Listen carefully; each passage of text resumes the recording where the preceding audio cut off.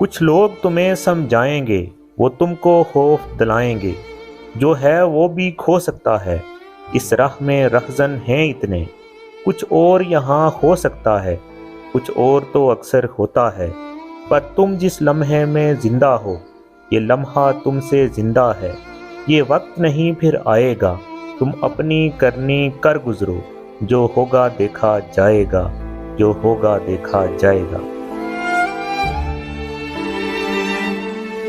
دوستو، یہ کلام تھا فہمیدہ ریاض کا۔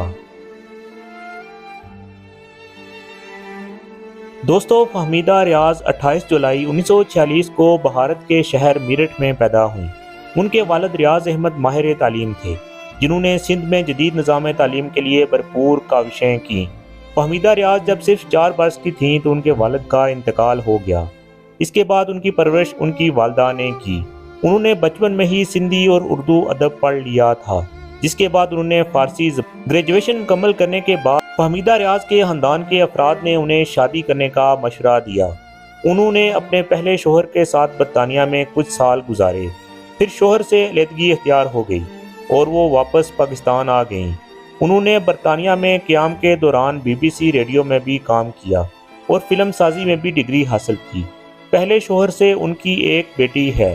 ان کی دوسری شادی ترقی پسند کارکن ظفر علی اجن سے ہوئی، جن سے ان کے 2 بچے ہیں۔ فہمیدہ ریاض نے کراچی میں ایک اشتہاری ادارے میں بھی کام کیا، جس کے بعد انہوں نے اپنا جریدہ آواز شروع کیا۔ اس جریدے میں چھپنے والا مفاد ضیاء الحق حکومت کو بہت ناگوار گزرا۔ فہمیدہ اور ان کے شوہر پر مختلف الزامات کے تحت مقدمات بنائے گئے۔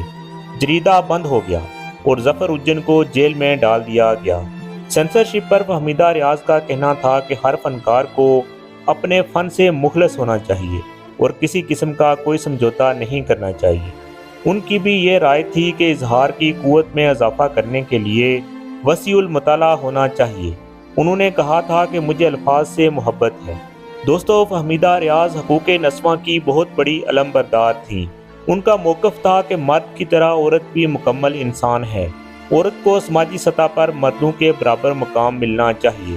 اپنے سیاسی خیالات کی وجہ سے فہمیدہ ریاض کو بہت سے چیلنجز کا سامنا کرنا پڑا۔ ضیاء الحق کے دور میں ان کے خلاف 50 مقدمات درج کیے گئے۔ ان پر تعزیرات پاکستان دفعہ 124A کے تحت غداری کا مقدمہ بھی بنایا گیا۔ اپنے شوہر کی گرفتاری کے بعد فہمیدہ ریاض کو ضمانت پر رہا کرا لیا گیا اور یہ کام ان کے ایک مداح نے کیا۔ اس کے بعد وہ اپنے 2 بچوں اور بہن کے ساتھ بھارت چلی گئیں۔ بھارت کی مشہور شاعرہ امرتا پریتم فہمیدہ ریاض کی اچھی دوست تھیں۔ جب امرتا پریتم نے اندرا گاندھی سے بات کی تو انہوں نے فہمیدہ ریاض کو سیاسی پناہ دے دی۔ 3 سال گزر گئے اور ظفر علی اجن بھی رہائی کے بعد بھارت چلے گئے۔ یہ خاندان جنرل ضیاء الحق کی وفات کے بعد پاکستان آیا۔ فہمیدہ ریاض بنیادی طور پر نظم کی شاعرہ تھیں۔ ان کی پہلی نظم احمد ندیم قاسمی کے ادبی جریدے فنون میں شائع ہوئی۔ اس وقت ان کی عمر صرف 15 سال تھی۔ ان کا پہلا شعری مجموعہ 22 سال کی عمر میں منظر عام پر آیا۔ ان کی کتابوں کی تعداد 15 ہے، جس میں تراجم بھی شامل ہیں۔ ان کی تصانیف میں پتھر کی زبان، بدن دریدہ، خط مرموز، گوداوری، دھوپ، آدمی کی زندگی، کھلے دریچے، ادھورا آدمی، قافلے پرندوں کے، سب لال و گہر شامل ہیں۔ وہ بڑی بے باک اور صاف گو خاتون تھیں اور یہی اوصاف ان کی شاعری میں بھی ملتے ہیں۔ ان اوصاف کی بدولت ان کا شعری اسلوب بھی سب سے جدا تھا۔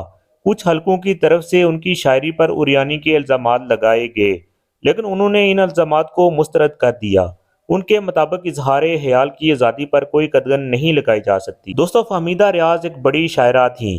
21 نومبر 2018 کو 72 سال کی عمر میں وہ اس جہان فانی سے کوچ کر گئیں۔